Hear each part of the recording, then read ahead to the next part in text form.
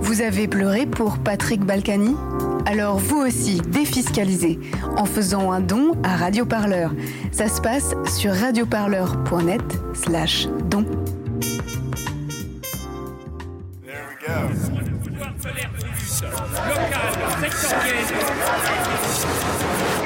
L'hebdo-parleur, 7 jours de lutte dans le viseur. Cette semaine, dans l'hebdo-parleur, métro, boulot, caveau. Non, merci. Les amis, ce qui est génial aujourd'hui, c'est que malgré la grève des transports, mes chaussures de course à pied n'ont pas fait grève. Ah! Et donc je peux me déplacer sans problème. Vous avez de la chance. Projet de système universel de retraite. Retraite à points. Qu'est-ce que ça changera ? Avec les Gilets jaunes, de la même manière que les Gilets jaunes ont clairement appelé à manifester le 5 décembre, eh bien il faut qu'il n'y ait qu'une seule manifestation, ou en tous les cas qu'un cortège commun qui mélange nos drapeaux, qui mélange nos couleurs, et qui dise clairement qu'on va poursuivre la mobilisation. Ceux qui font tourner le turban, c'est ceux-là qui doivent décider. Et ça, c'est la majorité de la population, pas cette minorité de parasites qui ont 440 et ailleurs. Merci aux Gilets jaunes d'avoir montré la détermination. On a une occasion inestimée de pouvoir enfin gagner. On dit, t'es dans ta jalousie, je suis dans mon jacuzzi, quoi. Pendant que l'équipe de campagne de Benjamin Griveaux, candidat LREM à la mairie de Paris, distribuait des codes de réduction de taxis aux Parisiens pour qu'ils aillent travailler en voiture. Heureusement, pas de bus, pas de métro. Comment vais-je prendre mon poste chez BNP Paribas ? On est pris en... Pendant ce temps, l'équipe de Radioparleur se levait du bon pied.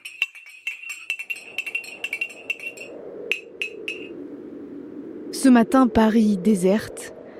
Pas de bagnole, pas de bus. Les gares vides. Les magasins fermés, c'est ça le son de la grève générale.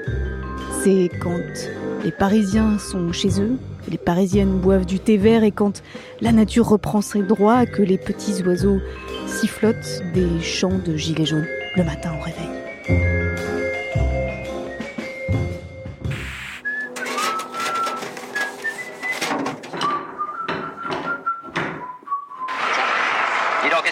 Pourquoi faudra économiser l'essence ? Les gars des raffineries ont décidé d'apprendre la musique. Une blague ? Mais non, c'est officiel. Bientôt c'est l'an 01. Et vous y croyez, vous, à ces conneries ? Un petit peu que j'y crois. Toute la semaine à remplir des réservoirs, j'y crois. Et s'il y a quelqu'un qui le fera, ce sera moi. Et qu'est-ce que vous ferez pour nourrir votre famille ? Vous irez chasser le bison ? On enverra tous les gars qui fabriquent ces cochonneries aller gratter la terre avec leurs pieds, comme ça on manquera pas de blé. Il y a les transports aussi. Transport, effectivement, le fait que la SNCF fasse grève et qu'il n'y ait pas de train.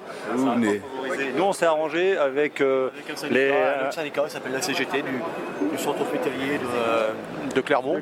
Pour profiter de leur bus pour venir.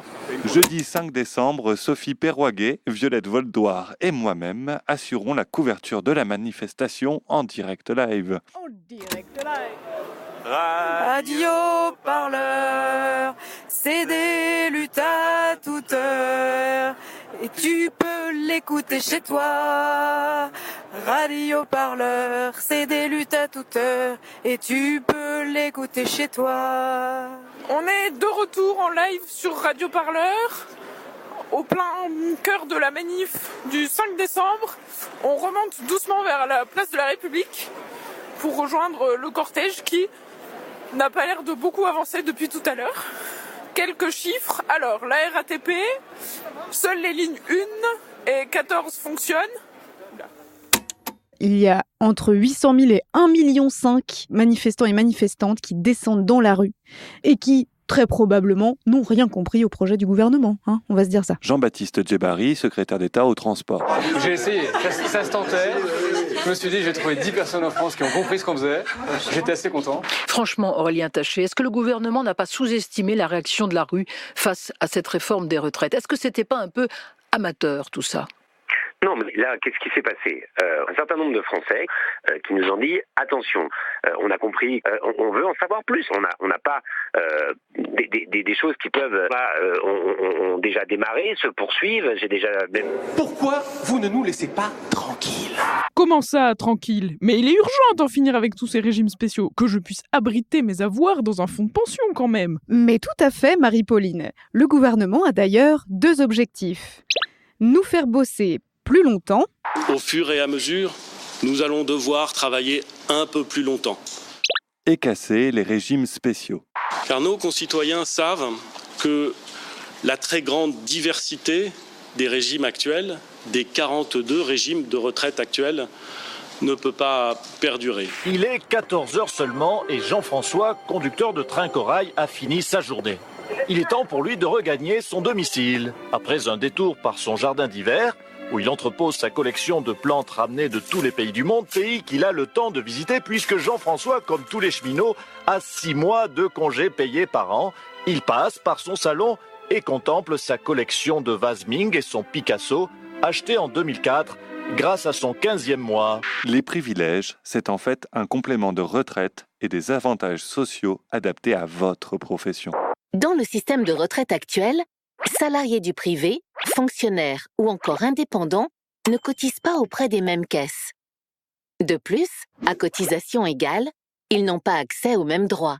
Ça, c'est une vidéo du gouvernement pour bien nous expliquer que ce système des régimes spéciaux, c'est pas égalitaire. Vous avez bien compris, Parce qu'il faut dire que vous n'êtes pas le couteau le plus affûté du tiroir. Et rendez-vous compte, qui serait contre plus de justice et d'égalité ? Mais je crois qu'ils le savent au fond d'eux-mêmes. Si on veut avoir un système solide de retraite, il faut probablement que progressivement on travaille plus longtemps. Jean-Michel Blanquer, tout le monde a compris qu'il allait falloir travailler plus longtemps. En rhétorique, ça porte un nom, on appelle ça un argument ad populum, ce qu'on appelle aussi un appel à la majorité. C'est assez simple, c'est un raisonnement fallacieux qui consiste à s'appuyer sur le fait qu'une opinion serait largement répandue pour la considérer comme vraie. Au fond, on dit à ceux qui nous écoutent, ne réfléchissez pas trop. Tout le monde pense ça. Vous ne prétendriez pas avoir raison contre tous les autres, tout de même. La grève a été soutenue par une grande majorité des Français. 68% des sondés considèrent qu'elle est justifiée, selon un sondage Odoxa Densu Consulting pour Le Figaro et France Info. S'il vous plaît. Oui. Pas content, pas content, pas content, pas content, pas content. Vous autres, les gauchistes, vous ne comprenez rien. Notre vaillant Premier ministre, seul au front, est en mission de sauvetage pour la justice sociale.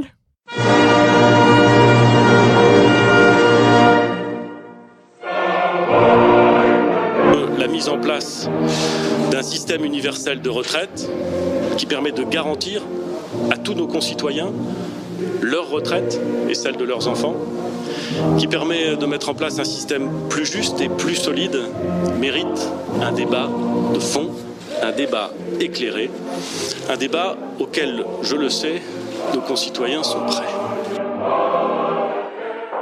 Le gouvernement envoie donc ses meilleurs éléments sur le terrain pour dissiper les craintes. Ici, vous pouvez entendre Corinne Vignon, députée La République En Marche, qui nous éclaire sur la valeur du point.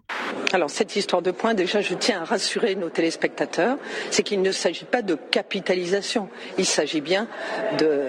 Nous allons, comme le système actuel d'ailleurs, être un système qui permet une transition complète.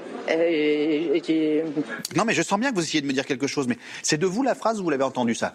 J'imagine que vous avez la solution, vous qui êtes si malin. Ok boomer, on peut peut-être commencer par dire que par exemple un vieil ouvrier qui a sniffé de l'amiante toute sa carrière, s'il prolonge d'1 an son temps de travail, sa retraite il va juste pas en voir la couleur. Bon, pas beaucoup quoi. Sibeth Ndiaye, porte-parole du gouvernement. Aujourd'hui, je pense que la pénibilité qu'on peut avoir dans certains types de métiers, par exemple chauffeur de bus à la RATP ou chauffeur de bus n'importe où ailleurs d'ailleurs, c'est pas forcément aussi pénible que ce qu'on peut avoir dans d'autres. Laissez-moi terminer. Passer un mois à conduire un bus, vous verrez. Non, mais il faut pas dire n'importe quoi, madame. Je ne dis pas que chauffeur de bus.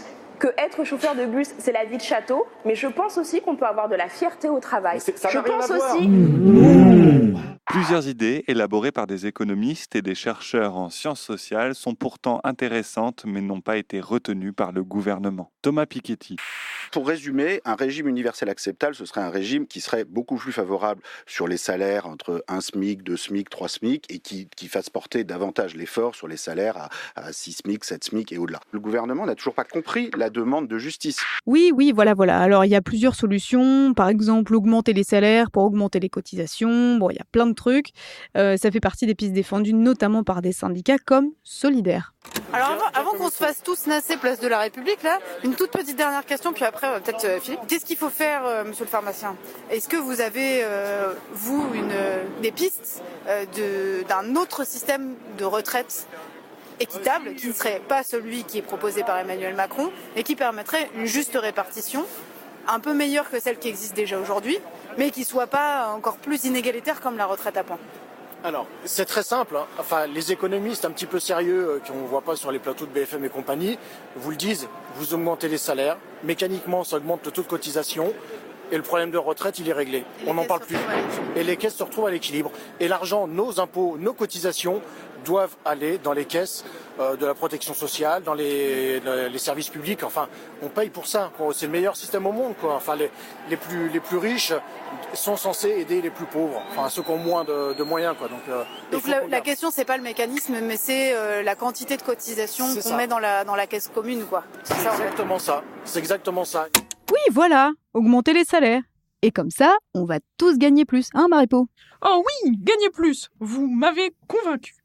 Vous voyez, pas la peine de tout bloquer finalement. Il suffit de discuter calmement. Frédéric Lordon, au micro de Frédéric Tadei. Mais qu'en attendez-vous de cette manifestation-là ? Eh bien précisément qu'elle déborde l'enjeu des retraites. Moi, je pense que c'est ça. Je pense que c'est ça l'enjeu stratégique. C'est de déborder l'enjeu des retraites.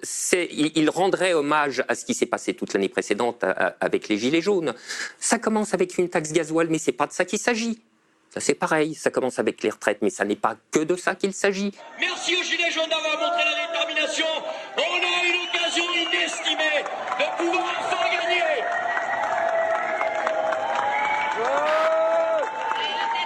L'hebdo-parleur, c'est fini pour aujourd'hui. On se retrouve lundi prochain pour un nouvel hebdo. D'ici là, écoutez tous nos reportages et entretiens sur tous nos flux de podcasts et de balado-diffusion. Et retrouvez-nous sur radioparleur.net. Allez, salut! Allez, salut! Solidarity forever, for the union makes us strong. When the union's inspiration through the workers' blood shall run, there can be no greater power anywhere beneath the sun. Yet what force on earth is weaker than the feeble strength of one? But the union makes us strong. Solidarity forever, solidarity forever, solidarity forever, for the union makes us strong. It is we who plowed the prairies, built the cities where they trade, dug the mines and built the workshops, endless miles of railroad laid. Now we stand outcast and starving, it's the wonders we have made, but the union makes us strong.